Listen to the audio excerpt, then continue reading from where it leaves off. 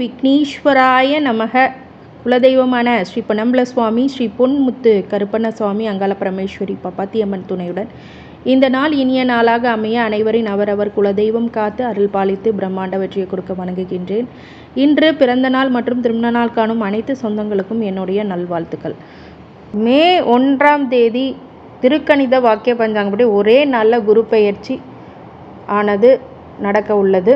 சித்திரை மாதம் 18ஆம் நாள் புதன்கிழமை அன்று சரியாக 11:57 காலை அப்போதே குரு பயிற்சியானது பெயர உள்ளது. பயிற்சியானது அடுத்த வருடம் 2025 15ஆம் தேதிக்கு வரை அந்த குரு பயிற்சியானது உங்களுக்கு நடக்கவிருக்கும். இங்கே இப்படிப்பட்ட இந்த குரு பயிற்சி ரிஷபத்துக்கு குரு வருகின்றதுனால் ரிஷபராசிக்கு ஜென்ம குருவாக அதிகமான ஞானத்தை கொடுக்கக்கூடிய விஷயங்கள், ஞானத்தை கொடுக்கக்கூடிய அந்த குரு பயிற்சி உங்களுக்கு ஒரு சில அலைச்சல்களையும் கொடுப்பார். ஆனாலும் இந்த ரிஷபத்தில் வருகின்ற குரு பயிற்சியானது பெண்களுக்கு மிகப்பெரிய கொண்டாட்டங்களாக அமையும். ஆடை ஆபரணங்கள் எல்லாம் எண்ணிலடங்காத சேரக்கூடிய வாய்ப்பு. 1 கிராம் அளவுக்கு தங்கமாவது நீங்கள் கண்டிப்பாக வாங்கிடுவீங்க. உங்களோட கணவர் உங்களுக்கு ஆசையாக அதை வாங்கி கொடுப்பார். அந்த மாதிரி விஷயங்கள்லாம் ரிஷபராசிக்காரங்களுக்கு கண்டிப்பாக நடக்கும். குருவானவர் கன்னி வீட்டில் 5ஆம் இடத்தையும் 7ஆம் இடத்து விருச்சிக வீட்டையும் மகர வீட்டையும் பார்க்கின்றார். அப்படிங்கும்போது எப்படிப்பட்ட பலன்கள் மேஷராசி ரிஷப ராசிக்காரங்களுக்கு? இந்த தனகாரகன் ரிஷபத்துக்கு வருகின்ற இந்த குருவானது ஒரு எப்படிப்பட்ட பலன்கள் உங்களுக்கு நடக்கும் அப்படின்னு சொல்லி கோச்சார ரீதியாக மட்டும் அல்லாமல் உங்களுக்கு தசாபுத்தி நட்சத்திர வாரியாக தசாபுத்தி பலன்களுடன் கணிக்கும்போது மிக துல்லியமான பலன்கள் உங்களுக்கு கண்டிப்பாக கிடைக்கும். இந்த பதிவை உங்களுடைய உற்றார் உறவினர்கள் நண்பர்கள் அனைவருக்கும் பகிர்ந்து பயனளிக்குமாறு கேட்டுக்கொள்கின்றேன். ஜென்மகுரு வருகின்றது அப்படின்னு சொல்லிட்டு நிறைய பேர் பயந்துக்கிறாங்க. அது மாதிரிலாம் ஒன்றுமே கிடையாது. கார்த்திகை, ரோகிணி, மிருகசீரிஷம் இந்த 3 நட்சத்திரம் ரிஷப ராசிக்கு சார்ந்தது. சூரியன் கார்த்திகன் சூரியனுடைய நட்சத்திரம், ரோகிணி சந்திரனுடைய நட்சத்திரம், மிருகசீரிஷம் செவ்வாயோட நட்சத்திரம். மிருகசீரிஷ நட்சத்திரக்கான இது ஒரு செவ்வாயோடைய நட்சத்திரம். தசாபுத்தி காலங்கள் 7 வருடங்கள். என்னுடைய கேல்குலேஷனுக்கு 7 வருடத்தையே எடுத்துக்கிறேன். ராகு திசை ஒரு 18 வருஷம், மொத்தம் 25 வருடங்கள் உங்களுக்கு வாழ்க்கையில் என்னென்ன மாதிரி நிலைகள் இருக்கும். இந்த மிருகசீரிஷ நட்சத்திரத்துக்காரங்களுக்கு படிப்பு வகையில் அப்படின்னு பார்க்கும்போது ஒரு சில டிஸ்டர்பன்ஸ் அப்படிங்கிறது கண்டிப்பாக இருக்கும். அதை தாண்டி உங்கள் உழைப்பு அப்படிங்கிறத நிறைய கொடுங்க. 200% உங்களுடைய உழைப்பு இருந்ததுன்னா 100% வெற்றி வாய்ப்புகள் அப்படிங்கிறது கண்டிப்பாக உருவாகும். ஜென்மத்தில் வருகின்ற ராகு அப்படிங்கிறவர் என்ன பண்ணுவார், ஜென்மத்தில் வருகின்ற குரு என்ன பண்ணுவார் அப்படின்னு கேட்டிங்க அப்படின்னா கண்டிப்பாக உங்களுக்கு ஒரு சில மைண்டு வகையில் டிஸ்டர்பன்ஸ் டைவர்ஷன் அப்படிங்கிறதெல்லாம் நிறையா நடக்கும். படிக்கின்ற காலத்தில் அந்த டைவர்ஷன் அப்படிங்கிறத நீங்கள் எடுத்துக்காதீங்க. சில மாற்றுப்பாலினத்தினர் லவ் அந்த மாதிரி விஷயத்தில் சின்ன வயசில் ட்ரை பண்ணாதீங்க. இந்த காலகட்டம் ரொம்ப கஷ்டத்தை கொடுக்கக்கூடிய விஷயங்களாக இருக்கிறதுனால இந்த நேரத்தில் அதெல்லாம் தவிர்த்து வருவது நல்லது. உங்கள் படிப்பில் மட்டும் கான்சென்ட்ரேட் பண்ணுங்கள். அது பிற்காலத்தில் மிக உதவியாக உங்களுக்கு இருக்குமே தவிர மற்ற விஷயங்கள்லாம் கான்சென்ட்ரேட் பண்ணாதீங்க. இந்த வயதுக்கு வந்த ஒரு 20-21 வயசு கல்யாணம் ஆகாத இளம் வயதில் உள்ளவங்களுக்கு லவ் மேரேஜ் நடக்கக்கூடிய வாய்ப்புகள். இவங்கெல்லாம் ஜாதக பொருத்தம், ஜாதகத்தில் தசாபூத்தி சரியாக இருந்தால் மட்டுமே திருமணம் செய்ய வேண்டும்.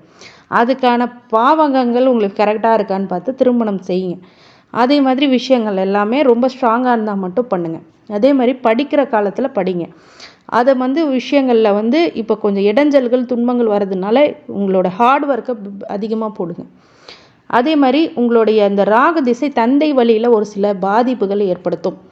அதை ஒரு சில ஜாதகக்காரங்களுக்கு 9ஆம் இடம் பாவகம்லாம் கெட்டு போயிருந்தது அப்படின்னா உங்கள் தந்தை சார்ந்தவரில் இல்லை 9ஆம் இடத்து ராகு இருக்குதோ இல்லை ராகு சம்மந்தப்பட்ட விஷயங்கள் இருக்கும்போது இந்த காலகட்டத்தில் ஒரு துன்பத்தை கொடுக்கும். அந்த மாதிரி ஒரு விஷயங்கள் நடக்க போகுது. அந்த குரு பெயர்ச்சி மனசை டிஸ்டர்ப் பண்ணாலும் சில அலைச்சல்களுக்கு பேரில் நல்லது நடக்கக்கூடிய விஷயமும் அமையும். நிறைய பேர் உழைப்பு விடாமுயற்சிகளை பண்ணும்போது மிகப்பெரிய ஒரு வளர்ச்சி அப்படிங்கிறது இந்த ராகு திசையில் உங்களுக்கு ஸ்டார்ட் ஆகும். ஒரு ஃபவுண்டேஷனை கொடுக்கும். ராகு திசை ஆஃபில் போயிட்டுருக்கு, கொஞ்சம் 20-24 வயசை நெருங்கிட்டு இருக்கு அப்படின்னா கண்டிப்பாக ராகு திசை உங்களுக்கு ஏதாவது ஒரு படிப்பினையை கொடுத்துட்டு தான் போகும். அது கொடுத்து கெடுத்துட்டு போகும். அப்படிங்கிறதுனால ராகு வந்து ஒரு கொடுத்துட்டு ஒரு விஷயத்த எப்படி பண்ணுறீங்கன்ற அந்த வியூகத்தை கொடுத்துட்டு போகும். அதுதான் குரு திசையில் நீங்கள் செய்யக்கூடிய நல்ல காரியங்களுக்கு ஒரு ஊன்றுகோலாக இருக்கும். இந்த காலகட்டத்தில் அந்த சுய ஒழுக்கம் அப்படிங்கிறத கொண்டு வாங்க. அது மிகப்பெரிய ஒரு வளர்ச்சி ஏற்படுத்தும். பொதுவாகவே ரிஷபராசி மிருகசீரிஷ நட்சத்திரத்துக்காரங்க நல்லா படிக்கின்ற ஒரு டெடிக்கேட்டடான ஆளாக இருந்தீங்க அப்படின்னா இந்த காலகட்டம் ரொம்ப நல்ல காலம். சில ஆசை தூண்டுதல் அப்படிங்கிறதெல்லாம் இருக்கும். மது போதை அப்படிங்கிற விஷயத்துக்கெல்லாம் போகவே போகாதீங்க. இந்த காலகட்டம் ரொம்ப கவனமாகவும் எச்சரிக்கையாகவும் கலந்துக்கூடிய காலம். ஆனாலும் ஒரு டிரான்ஸ்ஃபர்மேஷன் உங்கள் லைஃப்பில் கண்டிப்பாக ஒரு சேஞ்சஸ் கண்டிப்பாக நடக்கும். அந்த சேஞ்சஸ்க்கு அடாப்ட் ஆகுங்க.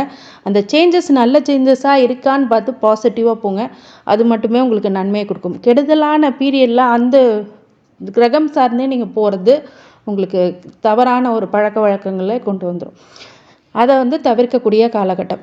திருமணம் ஆகாதவங்களுக்கு திருமணம் ஆகும். ஏன்னா தன்னுடைய முதல் ஜென்ம ராசியிலேருந்தே உங்களுடைய 5ஆம் இடத்தையும் பாவகத்தையும் 7ஆம் பாவகத்தையும் 9ஆம் பாவகத்தையும் பார்க்கும்போது புத்திர பாக்கியமே இல்லை அப்படிங்கிறவங்களுக்கு புத்திர பாக்கியம் கிடைக்கும். திருமணமே ஆகலைங்க அப்படின்னா திருமணம் நடக்கும். லேட் மேரேஜ் ஆகுது அப்படின்னா 25 வயசில் சில பேர்த்துக்கு சீக்கிரமாகவே மேரேஜ் ஆகிடும் இந்த காலகட்டத்தில். அதே மாதிரி 9ஆம் பாவம் பாக்கியத்தை கொடுக்கக்கூடிய பாவகத்தில் இருக்கிறதுனால தந்தை சார்ந்த விஷயங்களில் கொஞ்சம் கவனமாக எச்சரிக்கையாக இருந்தாலும் அதனால் நன்மைகளும் உங்களுக்கு ஏற்படும் அப்படிங்கிறது உறுதியான விஷயம். அடுத்தது குரு திசை 25 வயசுலேருந்து 41 வயசு வரைக்கும். இந்த குரு திசை காலங்களில் மனசுக்கு தவறுன்னு சொல்கிற ஒரு சில ரிலேஷன்ஷிப்பை விட்டுருங்க. நல்ல ஒரு பிராப்தம் உங்களுக்கு இருக்கும் போது தவறான பிராப்தத்துக்கு போகக்கூடாது. திருமண பந்தங்களை மதிக்கக்கூடிய விஷயங்களாக திருமணம், பிஸ்னஸ் பார்ட்னர்ஸ் அப்படிங்கிறதுலாம் இந்த தசா காலங்களில் நல்லா வரும். ஆனால் ஒரு தடவைக்கு 100 தடவை யோசித்து ஒரு விஷயத்த பண்ணுங்கள். தொழில் வகையில் தொழில் நுண்ணறிவு உள்ள ஒருத்தவங்கள்ட்ட இந்த பற்றின சரியான புரிதலோட தொழில் துவங்கும் போது மிகப்பெரிய ஒரு நல்ல மாற்றங்கள் உங்கள் வாழ்க்கையில் கொடுத்தே ஆகும். தொழில் வளர்ச்சி அடையும். உத்தியோகத்தில் நல்ல மேன்மை கிடைக்கும். வீடு வாங்காதவங்க இப்போ வீடு வாங்குவீங்க. நிறைய விஷயங்கள் தங்கு தடைகள் இருந்தாலும் மிகப்பெரிய வண்டி வாகனங்கள் வாங்கக்கூடிய விஷயங்கள், உங்கள் அறிவு சார்ந்த விஷயத்தில் அபூர்வமான மாற்றங்கள், உங்களுக்கு அறிவு தூண்டுதல்னால நல்ல ஒரு விஷயங்கள்லாம் பண்ணக்கூடிய காலப்பிராப்தம் அப்படிங்கிறது குரு திசையில் கிடைக்கும்.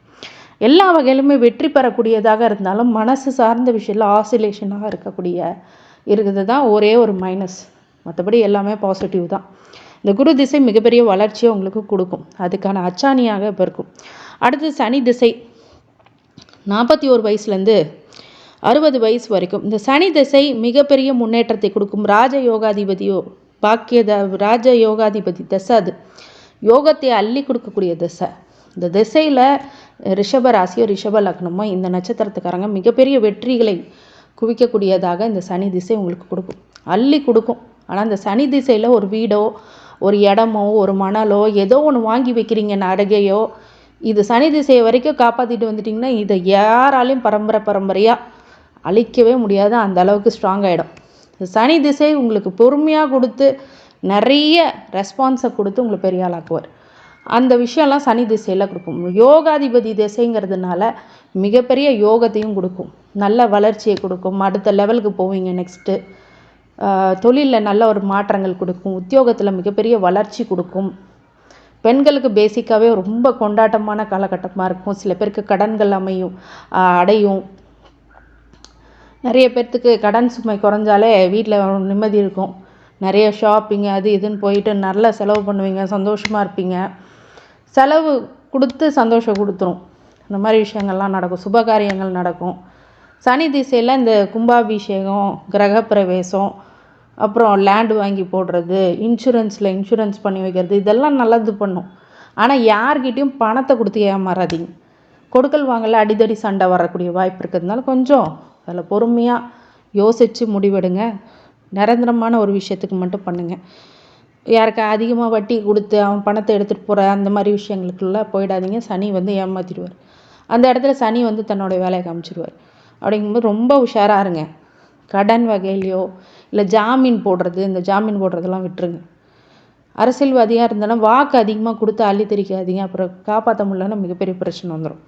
இந்த மாதிரி விஷயங்கள்லாம். ஆனால் சனி ஒரு சில பேருக்கு யோக திசை ஜனன கால ஜாதகத்தில் தவறான அசுப கிரகங்களோட உட்காந்துருச்சுன்னா மிகப்பெரிய கொடூரத்தை கொடுக்கும், கொடுமையான பலன்களை கொடுக்கும். அது உங்கள் ஜாதகத்தை ஒருவேளை சனி திசை உங்களுக்கு நல்லா இல்லைன்னா ஜாதகத்தை ஆய்வு செய்து அதற்கான ப்ரீ பிளான் அப்படிங்கிறது பண்ணிக்கோங்க, பரிகாரங்கள் பண்ணிக்கோங்க, வழிபாடுகள் பண்ணி.